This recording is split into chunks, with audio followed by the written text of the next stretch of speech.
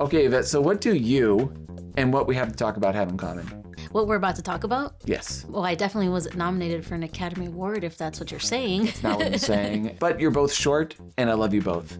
And of course, I'm talking about one of our favorite videos that we make every year, a yearly tradition of ours, where we watch all the Oscar-nominated shorts. We're here to see the Oscar shorts. And then we share all of our opinions of them and make our final predictions on which short goes on to win the Oscar. Yeah, I love our little tradition of driving down to the nearest theater to watch all the shorts, and we typically get to meet some really great people. Yeah, and also the theater's not always so close to us. Sometimes That's we true. trek a little distance to find it where it's all three. Yeah, the closest theater this year was like almost an hour away. Yes.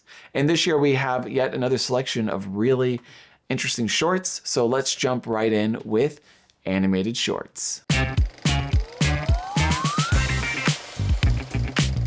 Alright, Yvette. So ladies first, why don't you go ahead and kick us off with the first of, I think, some really great shorts this year. Okay, so the first short comes from France, and it's based on a true story. It's called Butterfly, and it's an oil painting style retelling of the Olympic swimmer Alfred Nakash. While taking his final swim in the sea, memories from his past resurface around him, from his childhood to his rise in athletic fame to his imprisonment and survival in Auschwitz.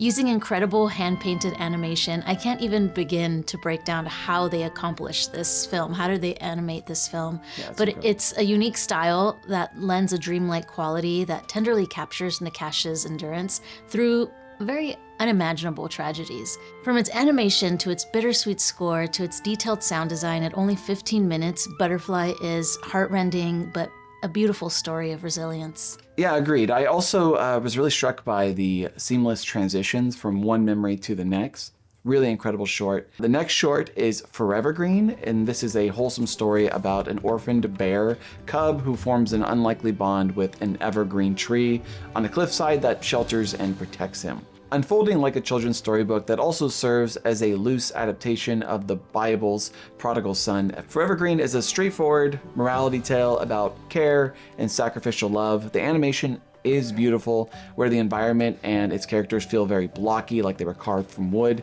It tugs at the heartstrings in Disney-like fashion, which shouldn't be surprised because it was directed by Disney animators.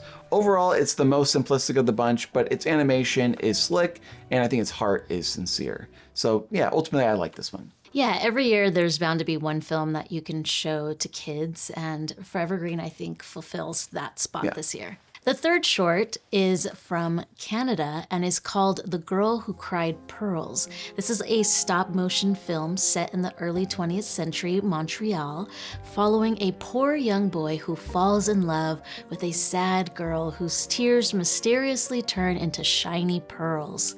This ultimately leads to a difficult decision between the temptation of fortune and his newfound love. The stop-motion animation is pretty stupendous, offering an array of earthy tones and these really elaborate miniature sets. There's also these handcrafted puppets that rarely move their mouths, but it still works really well. The entire world that's built feels like one that exists in a parallel universe to the world created by the stop-motion gothic vision of Guillermo del Toro or Tim Burton. It's a bewildering journey that carries you through until the film completely yanks the rug from under you at the very end, which was, I think, a little frustrating at first, but also kind of genius because it gets you reevaluating the entire story by the end of it. Yeah. All right, next we have Retirement Plan. This is a 7-minute short from Ireland that finds a middle-aged man voiced by Domhnall Gleeson who dreams about all the wonderful things he'll do once he finally retires. The animation style is deliberately simple. Retirement Plan is from The New Yorker, and its animation shares a resemblance, I think, to the type of comic strip clean line style that you would see in a newspaper. It's a humorous and poetic reflection on life and regrets on postponing a fulfilled life for a future that may never come. It's pensive, it's incredibly witty, and it's entirely relatable to anyone who's ever had a long list of things they want to do but likely never will.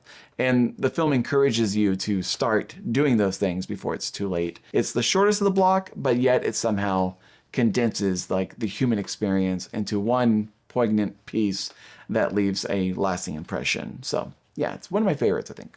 Yeah, such a tragically funny, relatable film.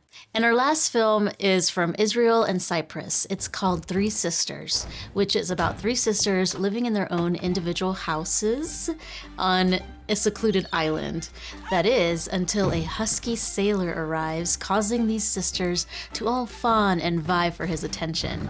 Drawn with simple yet playful hand-drawn style, Three Sisters is just a cheeky, funny, charming little story. It's not a short that's brimming with depth necessarily, nor is it offering any valuable or empowering lessons by any means. It's easily watchable, but probably the most forgettable of the bunch. I mean, it's still entertaining, though, to watch. Right? Yeah. I will say, though, when the director submitted this film to film festivals, pretty interestingly, he submitted under a pseudonym to see if the film would get selected under its own merit. And he had been previously nominated before for We Can't Live Without the Cosmos in 2015. And it wasn't until after the film was shortlisted that he revealed his name. Interesting. Yeah, so it's possible that the short got in because I think maybe the animation branch kind of respected that. Interesting. Yeah. Okay, so we haven't revealed what our favorites are to each other quite yet. Do you want to do that? Yeah, let's do it right you now. wanna try it? Sure. So every year we watch these films. We don't reveal to each other our favorites. So we're going to go ahead and rank the films and reveal to each other our favorites in order from our most favorite to release. Ready? Okay, ready? Mm-hmm. I have the feeling that we're going to be pretty similar. You think so? I think so. And 1, 2, 3. What do you got? The Girl Who Cried Pearls, Retirement Plan. I was actually, if I had to do it again, I might have switched with Retirement Plan and Butterfly. Three Sisters, and Forever Green's Last. Forever Green's Last. Why'd you put that one number one? I think it was the most elaborate of the bunch. Is a long kind of full story, like a little mini feature. I thought the animation or the stop motion was really impressive, and I really liked the vibe. I feel like it's one that I could easily watch again too. Yeah. And in fact, the ending kind of makes you want to watch it again. Yeah. Is this one you did really dislike, or? No, I don't dislike Forever Green. It's just a little simple. I thought it was a little too simple. Like it is for children. Just for children? Yeah. I gotcha. Yeah, I don't really feel strongly about whether, Forever Green or Three Sisters is last. I actually don't think this is a bad slate of shorts at all. I think No, they're all really good actually. Yeah. There's no wars over, in my opinion, in this slate. Yeah. Well, we're pretty much on the same page there, but that doesn't matter. Our opinion does not matter. Let's talk about what film we think will win the Oscar. That's a different conversation. And I do want to recap what happened last year because I do think it's important. But do you remember last year, the front runner was the stop motion animated film Wander to Wonder. Remember that? It was the British one. It won BAFTA award for Best Short. It was one of the few films in the English language. It was the front runner.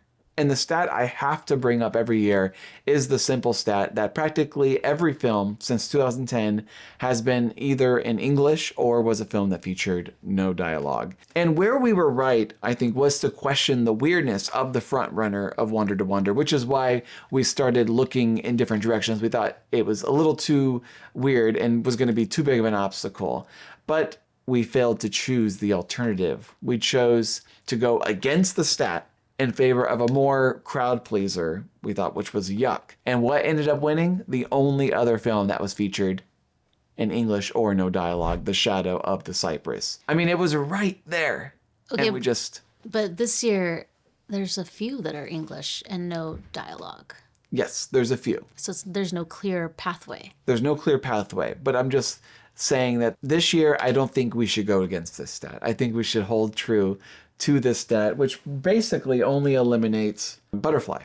Mm-hmm. And strangely, the only film featuring dialogue in another language was one of the more important and heavier films, I think, of the block, Butterfly, which is far and away currently the frontrunner on Gold Derby. Yeah, so we can just do a process of elimination. Okay, yeah, let's do that. Okay, so assuming that they are on pretty equal footing, I think The Three Sisters feels least likely because it's rather light, right? Yes. Nor is it hilarious enough to really rise to the top. Personally, I would eliminate it because it has no animal. Well, if I had to pick a winner based on which one I felt was the combination of being kind of the strongest story and was important, I think Butterfly would likely win, but we cannot ignore the stats this time. So let's try to be very cold-hearted. Let's be objective. The winners are typically English and no dialogue. That's what the trend has been. And voters also gravitate towards films, like you mentioned, that feature animals as well. And the last three winners, for example, all feature their animals, all three of them. Something else that's pretty rare is when a film is from the United States, they typically have an advantage, especially if they're kind of a name that's known in the community.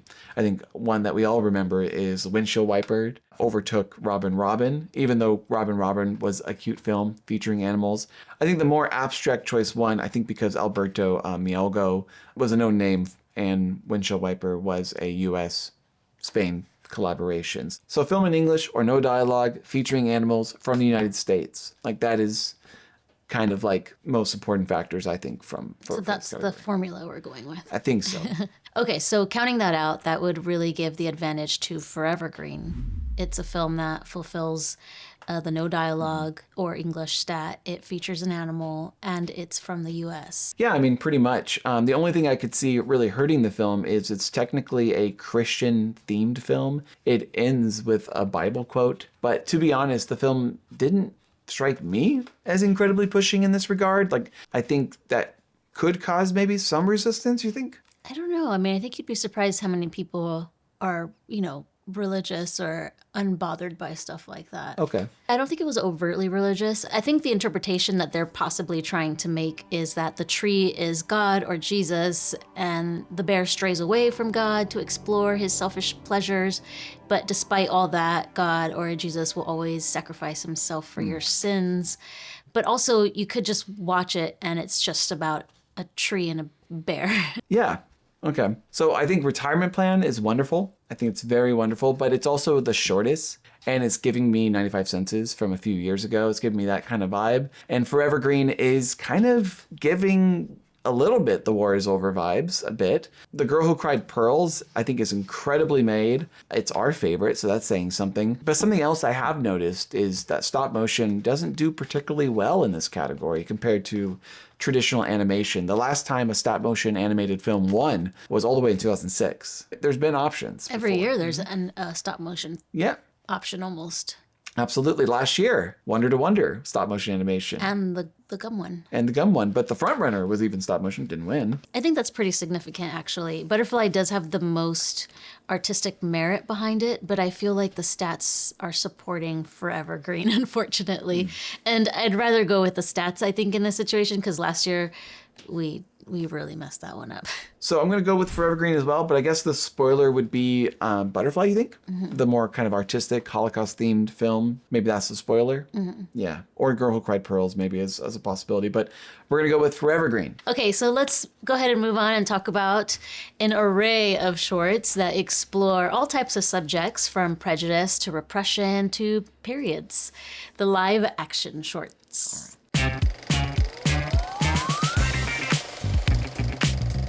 All right, starting with our first short, The Butcher Stain. This is an Israeli film that works as a tense real-time chamber piece following Samir, a Palestinian butcher who works at a supermarket in Tel Aviv. After a series of terror attacks, Samir is accused of tearing down hostage posters in the break room. Butcher Stain not only works as a workplace whodunit mystery, but also serves as a relevant social commentary on how prejudice and fear, flamed even more by social media, impacts innocent people just trying to live an honest life. The film is gripping. It also features, I think, a really dynamic performance from the main actor, Omar Samir, and the film leads to a conclusion that I think invites the viewer to really look at our own prejudices in that last final scene. So yeah, I thought it was a solid short. Yeah, it's simple but very effective. The next film is A Friend Named Dorothy, a British dramedy about an unlikely friendship between Dorothy, an elderly widow, she's played by Miriam Margolyes, and a 17-year-old JJ, who accidentally kicked a football in her yard.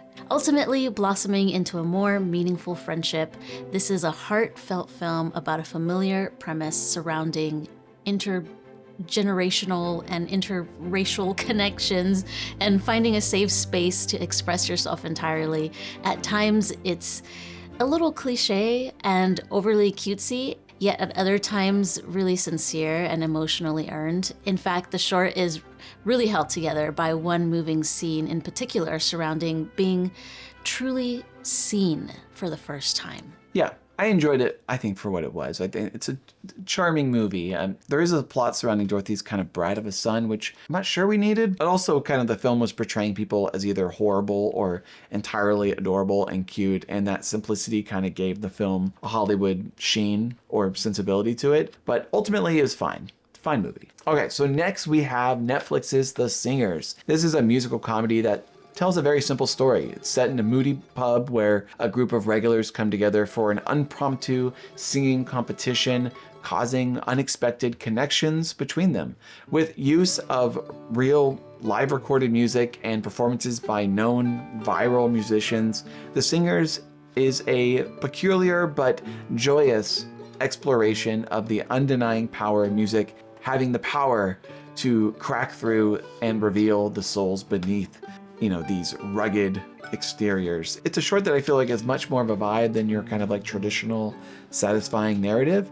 However, with its warm 35mm cigarette smoked filled cinematography and these really powerful, emotionally driven musical performances, I think it's one hell of a vibe. I really like this one. Yeah, it was really fun to watch. It's almost like we get our own little mini concert, our own little mini American Idol. True. I think some of them may have been on American Idol. But yeah, it's a film about male vulnerability, which is nice. But I do wish that it was a little bit more story for each character. We didn't really get to know these characters at all, really. Okay, so let's change gears a little bit to an American film. This is a comedy set in 1800s England.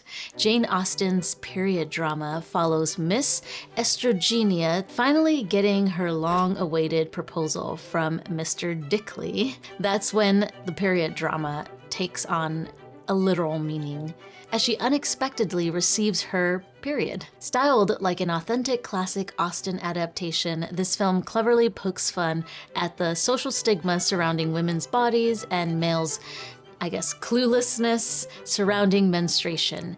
Jane Austen's period drama is probably the silliest Oscar short I've seen in the live action program in a while. Yeah. Sometimes it feels more like an SNL sketch. Yeah, where was this pick me up? The year of Fauve. Well, we could have used something like this a little. Remember that year? No. The kids with the quicksand? Oh yeah, that was... We needed this film. Yeah, that was a devastating one. But honestly, I wouldn't completely disregard this film's silliness, because it's also a short that serves as an important conversation piece surrounding the taboo subject of a woman's anatomy and, being aware of... I learned a lot. Yeah, exactly. All right, and the last film in the block was called Two People Exchanging Saliva. It's a French-American dystopian surrealist story set in a world where goods are paid for by slaps across the face and affection is completely forbidden, including kissing, which is punishable by death. When a newbie sales clerk feels an attraction to one of the store's regulars, their flirtations escalate to dangerous levels.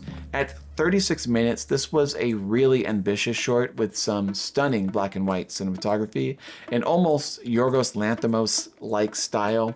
Two People Exchanging Saliva is a bleak, sometimes darkly funny, sometimes horrifying, and sometimes deeply sensual satire that explores intimacy and repression in a strangely, I think, beautiful way. This is a pretty great short. Yeah, and it's long too. It felt like a mini feature. It felt like the fullest film of the bunch. There's also some really notable names here. There's Luana Bajrami from Portrait of a Lady on Fire. And Zah Amir Ebrahimi and Vicky Creeps. That's true. That's true. All fantastic in the film too. So yeah, we've talked about all the shorts. Are you ready to rank your most favorite to your least? Oh, okay, let's do it.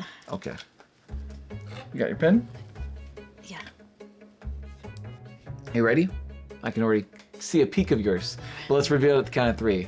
1, 2, and 3. Okay, what do we got? Oh my gosh, we have the same number 1? How cool. Again, we're swapped on 2 and 3. We're swapped on 2 and 3. Okay, you have Butcherstein. Same 4 and 5. Originally, I had Singers at number 1. Music sometimes moves me, so I was getting like, oh man, this is fun. Like, I love this. But I think kind of what you said did register with me too. I'm like, oh, I wish there was a little bit more. Yeah. And I didn't really feel that way about this one. I felt like that was, like you said, a full meal. Like, if I had to choose that one of them is going to be a feature film, that's the one I'd probably choose, so. I know that's not, like, the requirement of a short. Like, the point of a short is to be, like, a short scene That's or, like, true. a short snippet. But somehow, when it's a little more full, it's more engaging and you get more enveloped in the story. And I think you come out of it remembering it. So I think the two people exchanging saliva was really interesting. It created a world without using like special effects or anything, but it's kind of like a post-apocalyptic world, but I don't know, you still believe it? Yeah. I thought it was really interesting, and I liked some of the parallels they were making to art and some of the LGBTQ themes in it. And then, but I have Dorothy at number last, and so do you. That surprised me too. And why do we have Dorothy last? I don't hate it.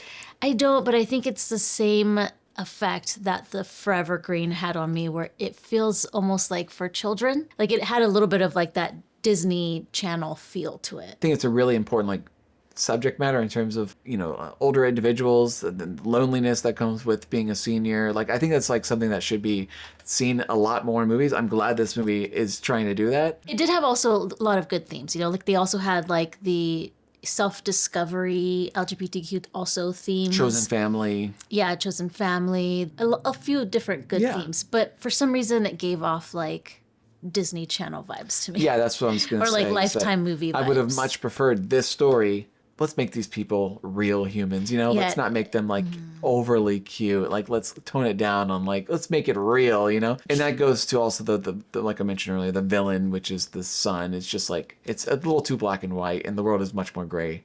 So that's why I put it last. But I don't think it's a bad movie. It's not cringe or anything. No, it's just not very subtle. I will be honest in saying that I feel like this is 1, 2, and 3, and I feel like there is a slight gap here for me between these two. Like Jane Austen it was just kind of like, maybe it's just my own male bias speaking here, but it just felt like pretty light and just like almost like, well, we used to make 48-hour shorts. It feels like a 48-hour short, like something that you just make really quick. Yeah, I think it's very cute and quirky. It's clever. It's definitely clever, but I don't know if it's laugh out loud funny. Okay.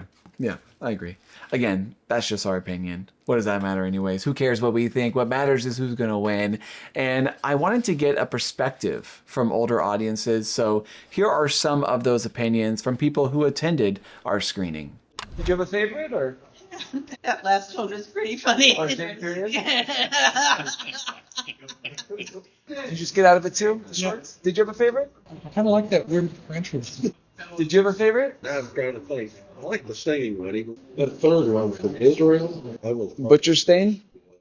Yeah, from the people that we talked to, there wasn't a consensus pick. It was evenly spread throughout all the films. It was a small theater. Not a lot of people were in attendance, but yeah, pretty evenly split among all the choices. So the question is, does English language matter in this category like the animated? So I would say yes. Of course, yes. It does matter. However, last year, I'm Not a Robot defeated the stat. So as it stands today, since 2010, now we have 3 films that have won that was not in the English language. And I thought last year's Alien was a shoo-in for the win. You remember that one? I thought so too, because it was so relevant. Yes. Still relevant to our times. Today's times, it was in English. It really kind of checked all the boxes, I thought. So yeah, that was a big surprise. Now, could that be insight into having a more international voting group? Yes. Being in English will probably give you a little bit of an edge, but I think we are going to see this stat break more and more as this new academy has kind of been ushered in. I think also we have to take into consideration that I'm Not a Robot last year was the levity pick that wasn't, compared to the much heavier themed films. Yeah, the levity choice, like being a real clear outlier in the category of being... Yeah, I mean, like we've gone to film festivals a lot, right? And we'll sit through a whole block of like very heavy, dramatic, like depressing films. And then we'll get one comedy. And that one really stands out to us because it's just like the one that we finally get to breathe in. Yeah, that's true. And I think ultimately this is a very challenging list because we have a lot of levities here. Mm-hmm. There's a world where I can see absolutely every single one of these, for the most part, winning. Like if you reverse that thought, this year there's only Stain. There's only one that's a serious issue. That's Butcher Stain. Right. Yeah, Butcher Stain is relevant to today's time. It deals with race. A Friend of Dorothy is sort of your Irish Goodbye winner. And Jane Austen's period drama, I guess that stands out as kind of the comedic crowd pleaser. And then you have The Singers, and that's kind of Netflix's big push. And then you have Two People Exchanging Saliva, which could be kind of that sort of outside the box premise. There's a case you can make ultimately with all of these. It's very difficult. Yeah. So if we were to lean on stats again for this option, where does that take us? Well, based on the winners of recent years, in general, the films typically needs to be in English or needs to be the most lighthearted or tear-jerking or it needs to offer kind of social commentary. Like those are the criteria that if you can hit those, you're going to win. That feels like everything. Right. And this year, if you really went by those criteria, A Friend Named Dorothy sort of checks all the boxes as being all three of those things. You know, it's lighthearted, it's funny, it's socially relevant and offers some nice commentary, and it's in English. But also does Jane Austen's period drama. And so is Jane Austen's period drama. Yeah, exactly. But A Friend Named Dorothy is a little bit more like the emotional social commentary versus Jane Austen's period drama as more of like a comedic social commentary. Yeah, I mean, I feel like we sort of have to go with our gut with what just fits the mold better. So Butcher Stain, I think we both agree that in an academy that went for F1 over, it was just an accident. I don't think Butcher Stain, I don't really feel that one as the typical winner, would you say? It's also like the only one not in English. Yeah. And despite checking a lot of the boxes, Jane Austen's period drama feels relatively thin. It's pretty short and it plays more like a comedy sketch. Right. One thing I have noticed, beefier runtimes also do have an advantage too. And 8 out of the last 10 winners were over 20 minutes. And this is the shortest of the films here. That makes sense. So I think that's something that we should consider, something that maybe we can cross off as a possibility. So we'll really narrow down on the other 3. I mean, for me, I do think that A Friend Named Dorothy stands out. It's an English language. Yeah, it does. It's a tearjerker. But also lighthearted at the same time. And it's over 20 minutes long. It feels pretty full as a film. So is that what you're going to go with? I think I'm going to go with A Friend Named Dorothy, yeah. I agree with you. I do agree with you. I think it's a smart choice. You know, I think that because I'm not a robot, and people are going to yell at me because I'm going against my stat here. You know, I'm the stat boy and I'm going against it, and I made so many mistakes by doing that. But you're taking last year into account. I'm taking Something's last year. happening. Something's happening. I feel it a little bit. Like I think that I'm not a robot really blew me away. Like it really surprised me. KO. Yeah, it was like, whoa, what is going on here? I'm just going to say that this new academy, I think, is going to want something a little bit more filmic, a little bit more like less cute. So I'm bouncing between The Singers and Two People Exchanging Saliva. Saliva is not in English, but it is the longest of the block and it features a lot of notable names. It also feels the most complete, like we mentioned so many times. And The Singers, you know, is pretty close to hitting all those boxes. It's the second shortest, though, of the block. And The Singers, I feel like it's kind of like a middle ground between both worlds of old Academy, what they used to do. Has and Netflix ever won a short? yeah, they won with Henry Sugar, but that was Wes frickin' Anderson. Yeah, that was like undeniable. Yeah. I feel like if you're gonna steer from the stat, you should go with Two People Exchanging Saliva because that film is not only, like you said, longer and more substantial, it's also, I think it's better made. Is that bad to say? No, it's not bad to say. It feels like quality. Right. I feel like a lot of times when I try to play that card where I say, oh, it's the good middle ground, I don't think middle ground is something that wins. I think it's just like a film that people love. And Friend of Dorothy, I think there's a section of the Academy of people who will love that film. I think so too. And I think there's a lot of people who will like Singers, but I don't know if it will gather the most votes. Yeah. But I do think Two People Exchanging Saliva, similar to I'm Not a Robot, is kind of that outside the box pick. Like the people that have a little bit of like elevated taste and like art house films, I think are gonna gravitate towards that. I could change my mind later, right? Yeah, you can change your mind later. Okay, so you're going with A Friend Named Dorothy. I'm going with A Friend Named Dorothy. I'm going to go with Two People Exchanging Saliva. I always like to also listen to see how people actually respond to these films, like when these come out, when more people watch it. Sometimes that helps me out. Yeah, so if you've bit. seen them, let us know your opinions in the comments below because it'd be interesting to know. Our theaters weren't that full, so we didn't get to talk to that many people. I do feel confident it's between Two People, The Singers, and A Friend Named Dorothy. And you're going with A Friend Named Dorothy. Yeah. I'm going with Two People Exchanging Saliva, but I feel like it's one of those. Yeah. All right. So now let's go ahead and talk about documentary shorts. Ooh. This year's selections were really heavy, I would say, but let's talk about them. The first short is called The Devil is Busy. This is directed by the same filmmakers behind the other nominated documentary, The Perfect Neighbor. They are double nominated this year, and this short follows Tracy, who is the head of security for a women's healthcare clinic in Atlanta, following the Supreme Court decision to overturn Roe versus Wade. There's a constant harassment from religious extremists outside the clinic trying to shame women from entering the clinic that can be heard almost insistently throughout the documentary, which only really heightens the continuous stress and conditions that Tracy and the other workers have to manage constantly. It's likely not going to change the minds of detractors, but The Devil is Busy takes a fly-in-the-wall approach that, shows how these strict abortion laws have forced clinics to very often turn away women from getting the help they need, and also just the toll it's taking on these workers to navigate that. It's good. It's a pretty good short. Yeah, I really enjoyed it. It's the least heavy, probably. Oh, well, not the least heavy, but it's like the second least heavy of the bunch. And it was a really great subject. I thought she was really interesting and likable. Yeah, it was a good short.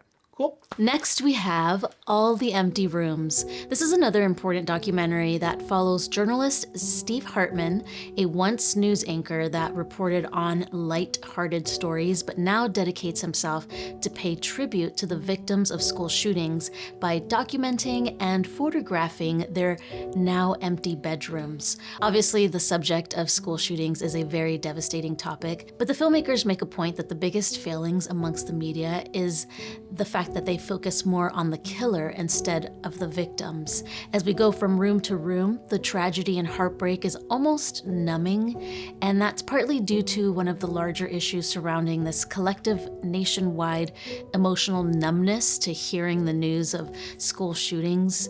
We've heard it over and over and over, time and time again. Overall, this film, The Empty Rooms, is a respectful but heavy tribute that reminds us of the faces and lives behind these tragedies. Yes, I think this is one of those films that I certainly parents will really Will resonate with. Yeah. All right, let's talk about the film that is the only light film of the bunch, and that's Perfectly a Strangeness. This one is pretty simple. We just observe donkeys for 15 minutes wandering a Chilean desert before stumbling upon an abandoned observatory. In terms of visuals, I think this was the most inventive and breathtaking of the bunch. The story is practically non-existent. The documentary is more of I guess you can call it visual poetry that blends visuals, time lapses of space, and a soundscape of hooves and donkey breathing and a galactic score for audiences to kind of extrapolate whatever meaning you want to take from it. And for me, I just like donkeys. I enjoyed it for that. At feature length, I think this would have probably worn me down for sure, but in a short, I think watching these animals curious about the world around them, I think created a strangely magical experience that you can only obtain from this type of kind of experimentation.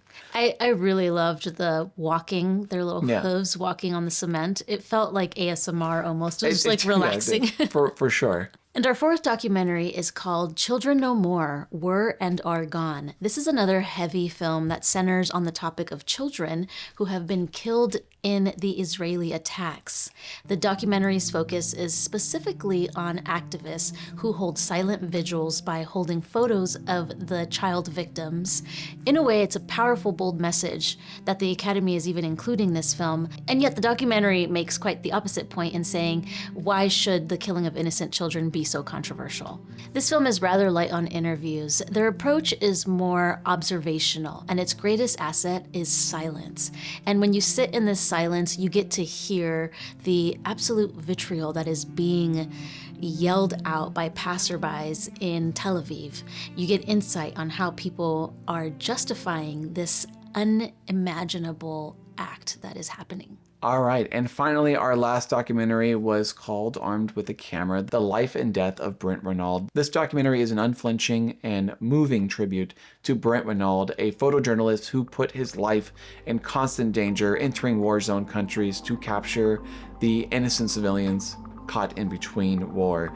And Brent was shot and killed by Russians while covering the war in Ukraine. This film is directed by his brother Craig, also a journalist, and it's memorializing not just his brother, but all the incredible work by journalists by using Brent's own footage that he's documented throughout his entire career. So the result is almost this kind of scrapbook that can almost feel like a scattershot bouncing around in time from one country to the next. But in these snippets, we not only learn about Renaud as this kind of beacon of truth, but learn through his life and death that we are reminded of the costs of war throughout time. It's a pretty emotional tribute to not only Renaud, but all the journalists who put themselves in harm's way so that the truth can prevail. I actually lost it during that one. I could not hold it together. Yeah. It's pretty heavy. Okay, so now since we haven't really discussed what our favorites are you ready to rank? I'm not even sure of my own ranking, but let's do it. All right, so are you ready to reveal? Yes, but just a fair warning, my pen was having issues. Okay. She was not having it today. All right, you ready? On a count of 3. 1, 2, 3. All right, what do you got? Really? I can't believe. Okay.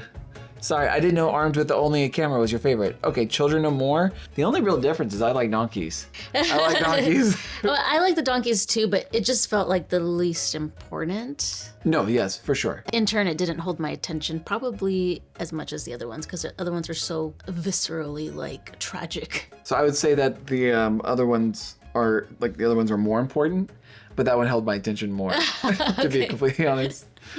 So yeah, I mean, I will say though, right off the bat, I don't really feel really negatively about any of these shorts. I think this is a really solid block of shorts. Really great, yeah. Because I've seen some people with this one not really like this movie. The reason why I put it number 1 is because it's the one that impacted me the most. Yeah. The one that I'll probably carry with me for a very, very long time. I don't know, it hit me the hardest, so it's the most memorable. Yeah. And I think that's what kind of a documentary is supposed to do, right? I guess what's the issue with that? The issue is basically how the brother uses this footage without giving full context to the people that he's presenting on camera. Like, he's using their footage to tell the story of this journalist, but not giving service to these people who he's using the footage from. To me, I didn't view it that way. I didn't view it that way either. We are a little older, so we're very familiar with all of the events that he reported on. I know some people have said, I wish the film was focused more on him, not his subjects. And my mind just automatically goes well, I genuinely, when you're a war journalist, you're constantly pointing that way. You don't have a lot of footage of yourself. I don't think there's a lot of footage of him. So he also mentioned that he's neurodivergent and pretty introverted, so that would explain why there's probably not a lot of footage of him.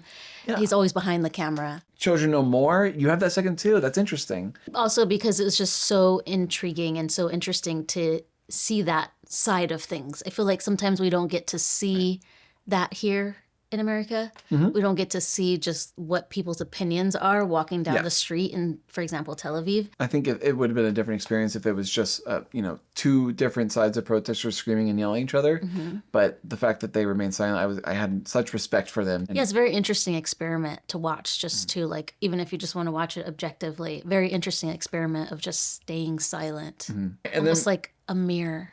And why, so The Devil's Busy, I have that one last, and it's a fine documentary, well made. I think the only reason why I have it last is I sometimes feel like this won't change a single mind. I don't think you're going to show this movie to a single pro-lifer and they're going to change their mind. But I also don't think it's a bad documentary, though. I'm saying it's a good documentary. I like all these documentaries.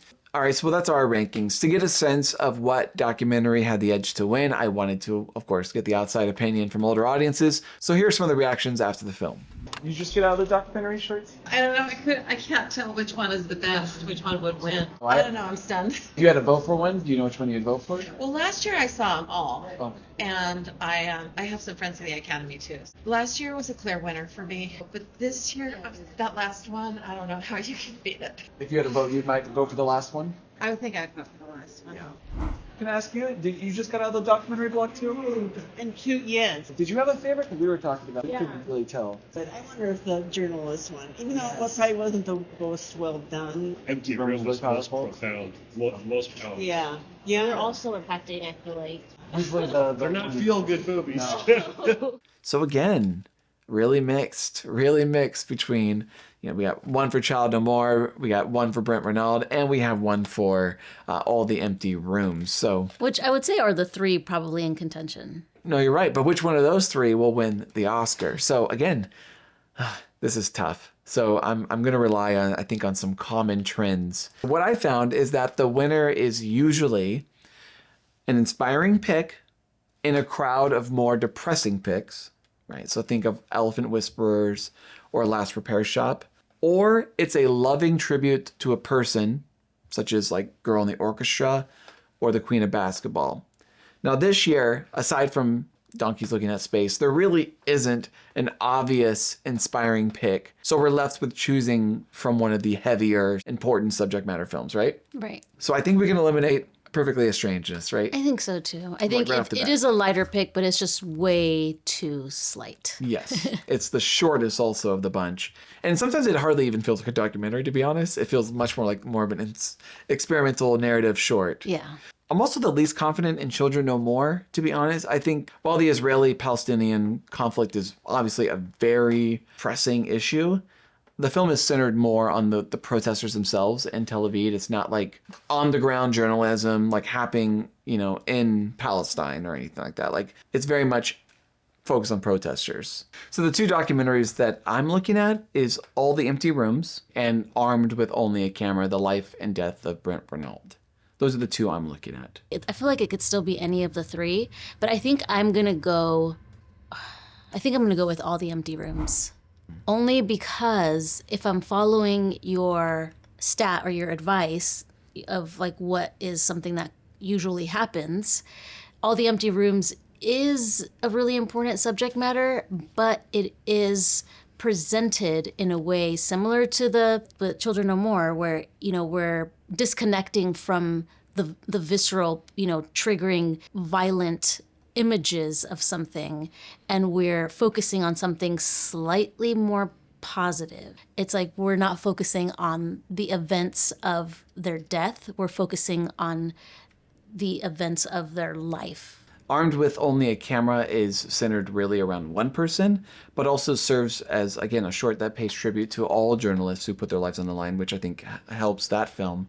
So this is my thinking also. I've noticed another little trend with Academy history is when we don't have an inspiring documentary to pick from, the winner often goes to an organization that the Academy wants to put a spotlight on. Like we had Learning to Skateboard in a War Zone, if you're a girl, that was based around a nonprofit. We had the White Helmets, that was featuring a volunteer group of rescue workers. We had Crisis Hotline, Veterans Press One. This was about a veteran suicide hotline. It was an organization. So when it's not like your typical inspiring, it has to feature some sort of organization that the Academy wants to like support?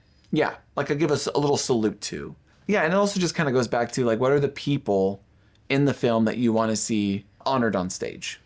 I think based just on what you said about keeping it a little lighthearted, I'm going with All the Empty Rooms because, like I said, it's the easiest to digest. And I think when there's that many voters, not everyone wants like a hard pill to swallow. And I feel like even though Arms with the Camera was my favorite and it was like crushing, like devastatingly crushing, like I lost it, I don't know that most people want to feel that and want to go through that. I think some of these films are a little bit of a hard pill to swallow, and I think sometimes when you make it a little easier to swallow the pill, it'll be more universal.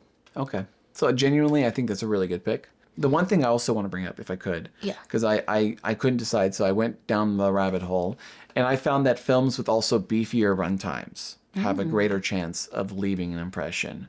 So out of the last 15 years, 12 of the last 15 have been over 35 minutes.